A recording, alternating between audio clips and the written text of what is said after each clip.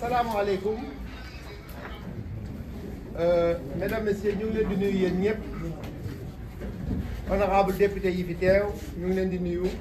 responsable du parti démocratique sénégalais yi fi nekk yëpp membre du comité directeur du bureau politique du secrétariat national et tous nos responsables des instances de base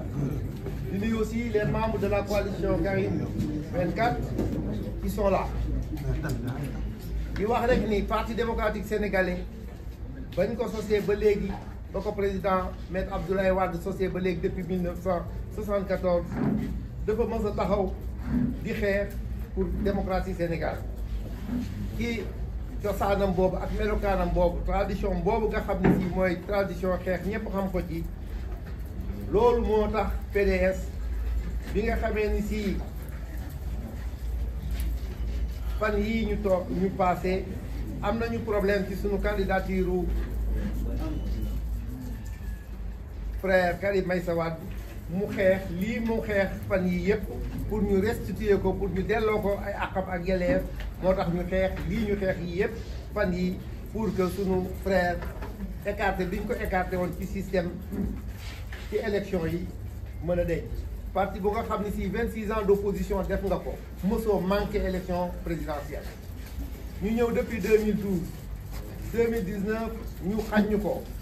2024 ñu ndar ñu ko xañ ci loo xam ne si dañoo jàpp ni du lu wér du lu jub moo tax parti bi xeex na mu tàmmee woon xeex mu duggaat ci xeex légal ba ñu am li ñu am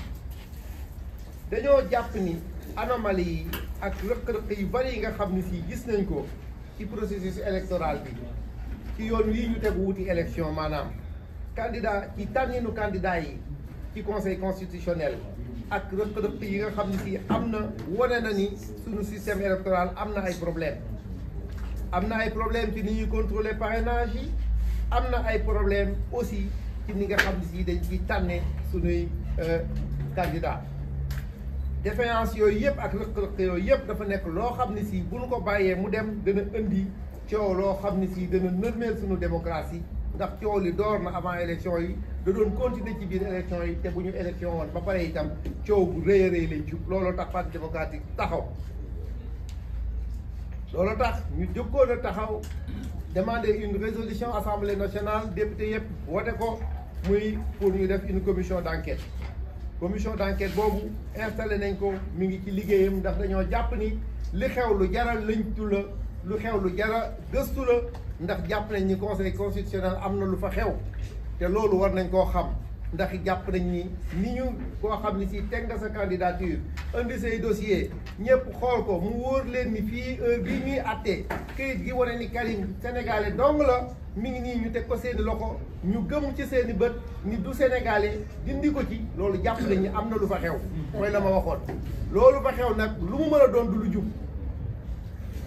lu jub te looloo indi coow li lépp loolu moo tax commission d'enquête bi ñëw ginnaaw bañ ca jógee xam ngeen ni groupe parlementaire bi déposé na projet de proposition de loi pour que élection yii ñu dàq ko ba le 25 août loolu nag dañ koo teg ndaxte mënuñu déclencher commission d'enquête di lëñtu affaire bi tey mënuñu nangu itam sax élection di fi am sans notre candidat Karim Meïssa Wade loolu moo taxoon képp ku nga xam ne si askanoo nga ci parti démocratique sénégalais ak ñëpp ñi nga xam ni si bokk nañu ak ñun ci candidats politiques yi ci 49 yooyu ñu àndoon ci ñun ñu bokk di laaj ni élection yi nañ ko reporté ba nga xam ne si conditions yi dana réunir pour ñëpp ñëw loolu nag bi ñu ko yóbboo assemblée nationale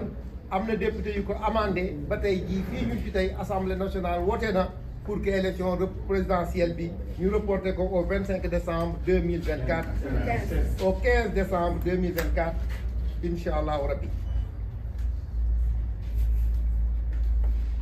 ñun nag ku xam parti démocratique sénégalais xam ni parti bu mës a d'accord ci ay waxtaan la parti bu mës a wuyu ay waxtaan bu ngeen di fàttali président Abdoulaye Wade ba muy wax ni danañu dem table ronde ak le président Abdou Diouf bu ñu fa demee on va discuter de tout avec un thé ginnaaw bi rek la ñuy wax ay dialogue mais moom moo njëkk a indi waxtaan woowu ak président Abdou Diouf booba on parlait de table ronde mu ni foofa bu ñu fa demee on discutera danañ fa waxtaanee lépp avec un grand thé kon ñun tàmm nañu dialogue tàmm nañ ko woote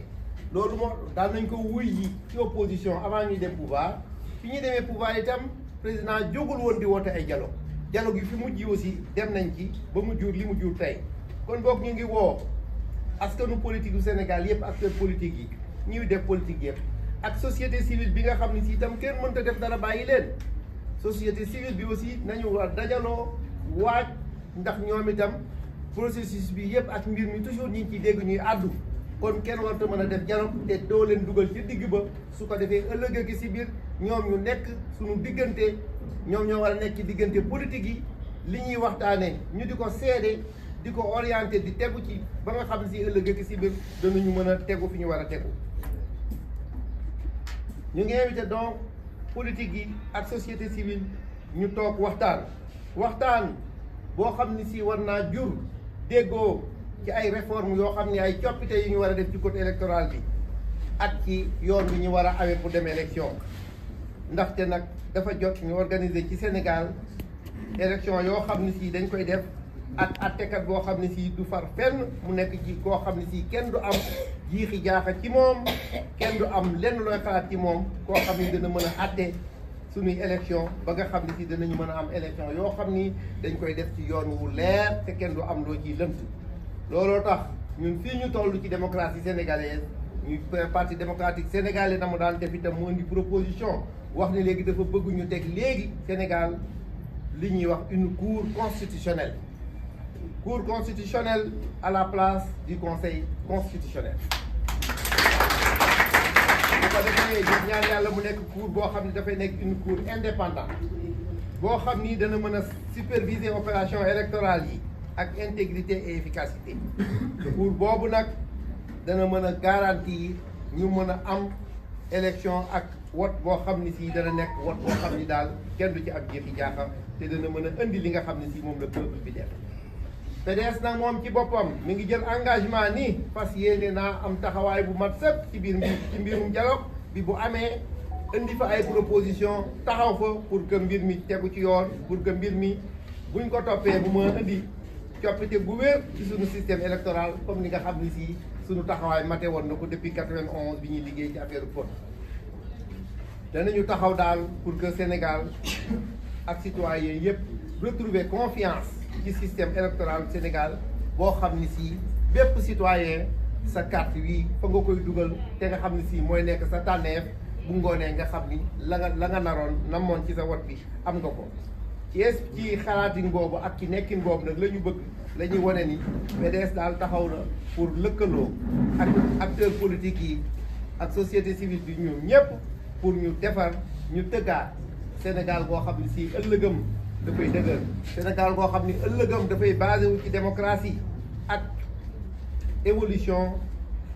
sunu système démocratique gën a taxaw ba nga xam ne si sunu système électoral itam coppite yi ci war ñu indi ko ci ba bu ñu demee élection li nga xam ne si mooy bëgg-bëggu Sénégal yi ñu mën ko am vive le Sénégal vive le parti démocratique. Merci beaucoup donc d'avoir posé ces questions. La première question a trait aux nouvelles que nous avons de Karim Meïssa Wade.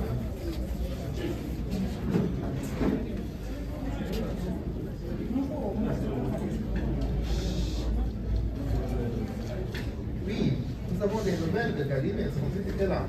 Vraiment, on a tous nous sommes parlé, et peut-être d'autres frères et sœurs ici, nous ont eu à parler avec lui. Karim est dans des conditions excellentes. Inch'Allah, au Qatar, oui. Et il travaille avec nous et nous sommes en contact permanent. Tout ce que nous faisons, tout ce que nous disons, nous le faisons et le disons avec lui. C'est pour dire donc qu'il est dans des conditions excellentes, qu'il a un bon manager, il a conduit avec nous tout ce que nous avons eu à faire. Il a eu à le manager en tant que premier responsable du parti, chargé de l'orientation et de la mobilisation et de la stratégie. C'est lui qui fait la stratégie. Voilà. Dafa am ku ma laaj ni ma ndax ñi nga xam ñu leen Karim ma ni leen Karim ñoo dëkk te xam ngeen ni actuellement avec la virtualité les gens se voient chaque jour et se parlent. Minute bu nekk nous sommes ensemble. Minute bu nekk nous sommes ensemble. Sur toute chose, sur tout événement, on le vit ensemble, on le commente ensemble, on le prépare ensemble. lépp lu ñuy def ñoo koy dund ak moom di ko waxtaanee ak moom di ci xalaat kon ñun Karim ñu ngi koy dund ak moom lépp lay dund ak ñun. sori na fi wante gis ngeen internet bi fii mu nekk nii njaboot yëpp ay waxtaan ak ñu gisee minute bu nekk diggante bi rek moo fi nekk mais Karim mi ngi ci suñu biir fu ñu toll. loolu kon maa ngi leen di assuré di leen rassuré ci loolu ñun boobu noonu lañ koy dundee ndax dana participer ci élection yi di ñëw incha allahu rabbi ndax ñun suñu combat bi ñu doon def loolu la dañu mën te nangu wàccaay gi nga xam ne si yëpp am nañ ko ak Karim di ko waajal élection yi ak responsable yeeg militants yëpp ñu waaj ko ba nga xam ne si dara desul lu dul condition yëpp ñu réglé ko pour mu ñëw bokk ci élection yi ñu ngi doog bokk. sax googu la ñu mënta nangu ak tas yaakaar googu ñu naroon a def ci suñu kaw moo tax parti bi yëpp jóg xalaat gi ngeen gis PDS xeexee ko parce que yaakaar bu tas bi ñu naroon a teg ci suñu kaw moo tax ñu am xalaat bu mën a xeex li ñu xeex lépp. loolu kon loolu moo ci tontu bi am na ku nga xam ne si mi ngi laaj waa Fulbe TV sincérité de dialogue di dialogue ndax ñun wóoru nañu dialogue xam nga ñun suñu bopp la ñu wóoru ñun suñu bopp la ñu wóoru wóoru sa bopp fu ñu la ni kaay ñu waxtaan da nga dem parce que yow wóoru nga sa bopp xam nga yow loo yóbbu ca waxtaan wa xam nga loo ca war a jëlee loo fa mën a fekk lu àndul ak yow la nga xam ne sii mooy sa biir wala mooy sa xalaat ko koy bàyyi wóoru sa bopp daal bu ñu la wooyee waxtaan ci waxtaan bu day nii da nga ca dem te loolu ñun dañ koo bind ci suñu programme fondamental PDS dafa nekk parti boo xam ni daf ni du ma diriger Sénégal depuis 1976 suñu programme fondamental loolu lay wax ñun du ñu diriger bu Sénégal bu ñu ko gagné woon lépp tam te du dañuy waxtaan ak acteurs politiques yëpp. loolu tax ma wax leen ni leen pendant l'opposition à chaque fois que le président Abdou Diouf a appelé à une table ronde président Abdoulaye Wade daf koy dem bi ñu nekkee itam opposition depuis 2012 participé nañ ci ay dialogue récemment itam participé nañ ñun wóolu nañu suñu bopp képp bu nga xam ne si dañuy toog di waxtaan ak yow d'égal à égal la ñuy toogee yow da ñuy wax ñu wax la ñu sotteel tey xalaat bu ñu dajee ci biir ñu bokk ko pass loolu moo tax PDS dana dem ci dialogue bépp dialogue du ñu nekk ñun naan c'est sincère ou ce n'est pas sincère loolu du suñu mbir. alors loolu mooy suñu mbir loolu moo tax incha allah rabi ñun danañu dem ci bépp dialogue bu ñu woo et autant qu'il en faudra pour que lii nga xam ne si dañ ko bëgg a régler ci Sénégal ñu def ko ci ndax dialogue boobu du suñu mbir rek demaluñu suñu bopp moo tax PDS da dul gis boppam. kii dooroon na ma démb kii saaga woon na ma démb kii defoon na ma lii démb loolu PDS daf ko dépassé suñu organisation gisul boppam dafay gis intérêt Sénégal ak ñun fi ñu dëgmal mooy di defar système démocratique bi fu ñu toll di ànd ak acteurs politiques yi di ko tabax di ko tabax ba nañu defee woon ba alternance am nañu defoon aussi ba ñu mën a fal mais bu ñu defee ba ay rëq-rëq ñëw rek dañ koy xoolaat alors am na ku ma wax léegi ni ma kooku mi ngi wax naan dialogue bii ñu jógee moo indi problème parrainage waaw dialogue boo dem rek la nga dem boo ko tegee ba noppi bu ñu demee à l'épreuve su ko rendre opérationnel foofu la ñuy gisee rëq ya nga xam ne si am na ca mais lépp lu nga xam ni si dañ koo tëgg ci xel tant que jàkkoontoowul ak jëf doo xam la ca nekk il faut que loo xalaat mu dem à l'opérationnalisation nga mën a xam quelles sont les défaillances loolu nag moo xew bi ñu tëggee ñun mbiru dialogue bi tëgg affaire parrainage bi ba indi beneen système bu ñu ni lii la ñu jàkkaare ni du yoon ku ko contrôler parrainage bi def une nouvelle commission bu ñu ko defee dana kii mais défaillance am na ci ma nga amee maintenant ca informatique ba ah kenn néewu la ña fa toogoon lii ak laa te ba ñuy kile mais dafa am ay défaillances yoo xam ne des défaillances techniques il faut loolu ñu régler ko donc amul benn lenn la nga xam ne si nit defar na ko teg ko doxal ko gis ci ay rëq-rëq te du ko mën a lijjanti du ko mën a corriger loolu moo tax lu ñu nit xalaat daf koy doxal bu ko doxalee ba gis rëq-rëq ya ca nekk mu mën koo corriger kon boobu bépp rëq-rëq bu nga xam ne si acteurs politiques yëpp bokk nañu gis ko ci parrainage bi bañ koy contrôler bu ñu bokkaatee toog danañu lii lii moo koy saafara foofu lañ leen di xaar. am na benn confrère bu ko wax de source a Sénégal mi ngi xaar Karim kañ lay ñëw noonu nga ko waxee. parti démocratique Sénégal bi ñoom ñëpp ñi nga waxee gis nga ni ñu ko tàccoo nee nga li mu doon liñ doon laaj lépp defal nañu ko xeex nañu ba delloo ko ci système bi kon boog noonu nga ko waxee ñu ngi ciy ànd ak yow di ko xaar impatiemment président Karim dégg nga ko journaliste yi ak parti bi ak militants yëpp ñu ngi lay wax na nga ñëw impatiemment ñu ngi lay xaar kon boog ànd nañu ak yow ci loolu di la ko relayer. am na ku may wax naan au cas où Karim ne serait pas candidat da nga ko wax rek may laal bant. dafa laaj date bi est-ce que. non non non jàppaguñu ni kay lay ñëw wala suba lay ñëw bu ñu ko jàppee rek yéen xam ngeen yéen a koy jëkkee incha allahu rabbi date bi moom bu ñu ko jàppee rek dinañ leen nit ñi sàngam lay ñëw te bu boobaa di ngeen koy yëg. am na ku war wax naan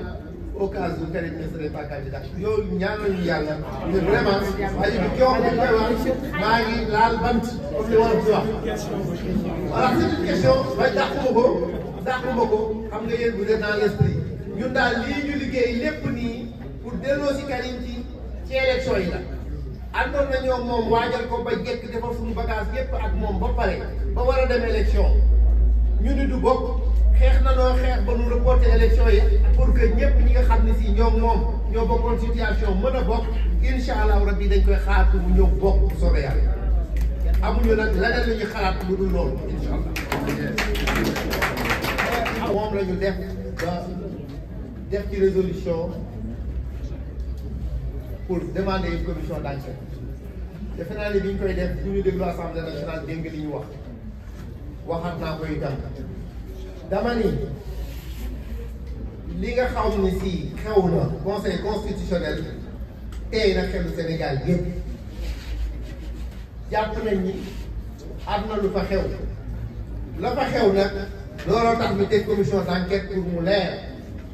li ñu wax leer na jàpp nañ ni guerre am na fa jàpp nañ ni àtte lu dul noonu am na fa ak ñu ko bindee lépp jàpp nañu aussi lañ fa def lépp teguwul ci yoon loolu moo tax ñun ñu def commission d'enquête def naa ne loolu moom c'est très clair passé nañ ko loolu commission d'enquête bi installé nañ ko te dana def liggéeyam dana déposer incha allah rabbi ci table assemblée nationale li nga xam ne si gis na ko ci loolu li nga xam ne si lépp ñu ngi koy laaj pour mbir yi leer ci li xew conseil constitutionnel ba nga xam ne si ñi nga xam ne si jàpp nañ ni waroon nañoo bokkuñu ak ñi nga xam ne si jàppoon nañ ni waruñoo bokk ñu boole leen. loolu yëpp nekk na ay problème conseil constitutionnel ak ni ñu ko waxee électeurs yi nga xam ne si réer nañu kenn xamul fu ñu nekk ñenn parrainage yu ñuy importé ay ci biir liste yi problème yooyu yëpp ñu énuméré ci yéen waa presse bi yéen a ci defoon écho loolu yëpp laa ñu wax la ñu fas yéene ñu mu leer la koy leeral nag mooy commission d'enquête parlementaire loolu teg nañ ko ba pare incha allahu rabbi bu ñu koy yeggee commission bi def liggéeyam danañ ko teg. ak est-ce que élection yi dana am le 15 date bii ñu jàpp pour décembre incha allahu rabbi lépp bu jaaree yoon nit ñi waxtaane li nga xam ne si war nañ koo waxtaane waxtaan ko ba mu leer.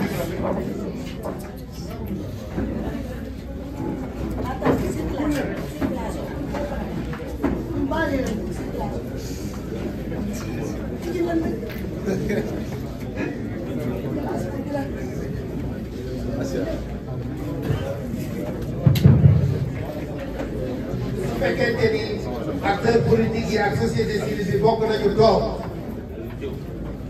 nañu toog waxtaane lépp li nga xam ne si moom lañu war a waxtaane loolu am nañu temps def ko avant le 15 décembre suñu waxtaanee loolu ba noppi defarwaat ba jekk incha allahu rabbi processus électoral bi dana mën a aw fu mu war a am loolu ñun amuñu ci benn sikki sàkka ndax jàppale ñi acteurs politiques yëpp danañu am engagement bi ñu am pour que bu ñu demee toog di waxtaan ñu bañ faa def benn dilatoire poser les vrais problèmes régler ko ba nga xam ne si calendrier électoral bi du souffrir ci benn problème bu ko defee loolu daal noonu lañ ko xalaatee ñun te amuñu ci sikki sàkka am na kuy wax nii moom daal ñaar ñi mujj wax ñëpp sax loolu la ñuy wax nee ñu li xew assemblée nationale pour ñoom dafa am benn complot bu am entre Benno Bokk Yaakaar ak parti démocratique sénégalais. complot bi laa bëgg ngeen doon ba ngay wax rek da ngeen a war a wax ni nangam lu xaw assemblée nationale ay député ñoo fa nekk ay groupe parlementaire bu fekkoonte ne yéen a ngi suivre lii xew assemblée boobu ba léegi c'est pas la première fois que les députés membres de Benno et du groupe parlementaire Benno Bokk Yaakaar et les députés de Liberté, Démocratie et Changement votent les mêmes choses. Tout le temps qu'on a été là-bas, le budget a été voté,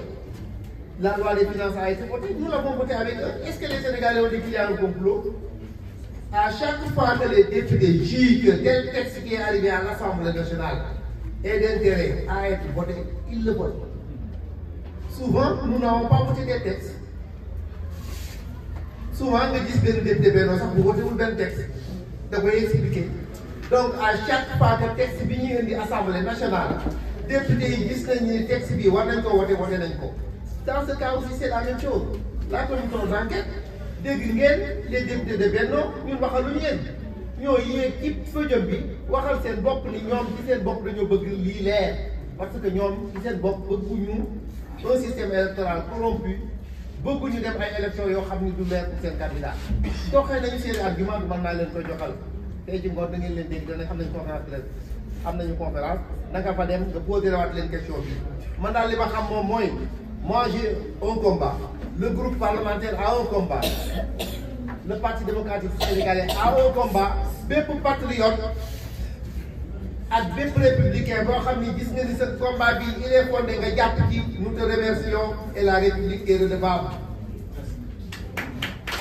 Les députés de Benno Bokk Yaakaar yi ñëw assemblée nationale gis ni parti démocratique sénégalais déposé na foofu demande de résolution pour ñu leeral lii buñ ci opposé wu woon la ñu naan am na lu xew.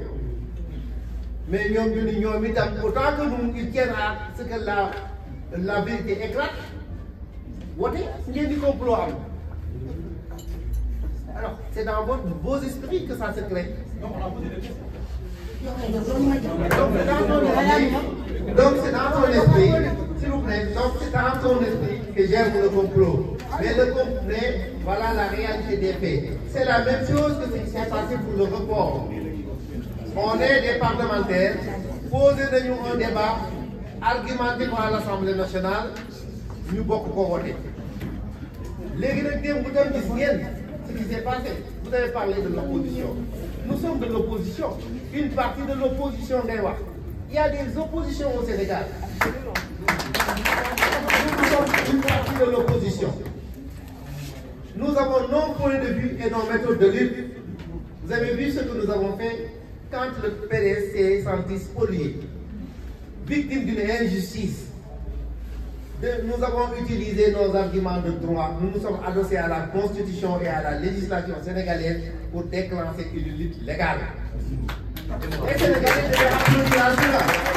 Les Sénégalais devaient se dire, nous, on n'a pas brûlé ce pays. On n'a pas appelé à l'insurrection. On n'a pas appelé à des combats de rue. Et on a obtenu gain de cause parce que nous nous sommes adossés sur les lois de ce pays. Les lois de ce pays et ces textes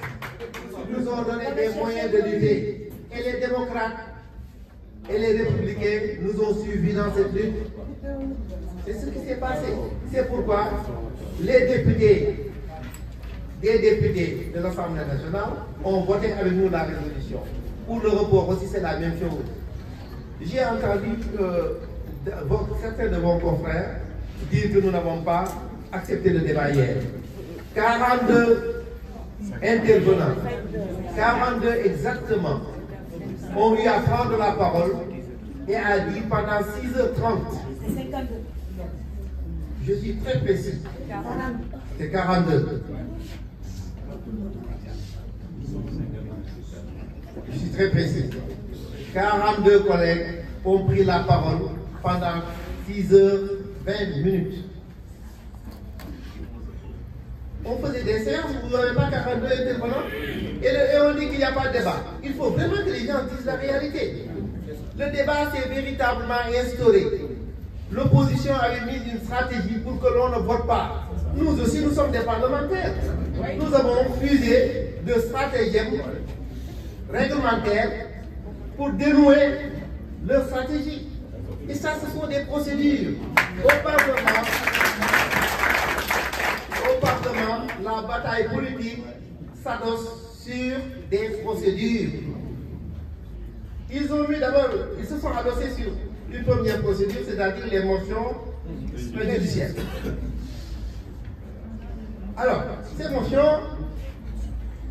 en général, on n'en faisait qu'une. Quand ils ont voulu créer la pagaille dans l'Assemblée nationale, nous, les autres groupes, on n'était pas d'accord avec ce que le président a voulu faire. Mais le président a dit, puisque le texte a dit tout parlementaire peut, je vais les laisser parler, tout le monde vous pouvez avoir. Nous aussi, on a dit allez. Et nous avons aussi élaboré notre stratégie, qui était aussi basée sur les procédures. Alors, ils étaient 54 votants, mais ça c'est avec les procurations. Mais 42 ont pris la parole. Ça nous a fait 6 heures. Si on les suivait donc dans leur manège, après cela, pour les observations de forme, ou les motions préjudicielles, on allait déborder toute la journée parce que ce sont des obstacles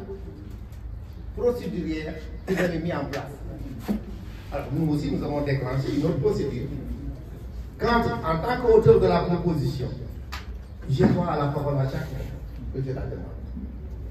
Et c'est en cela que j'en ai usé pour demander,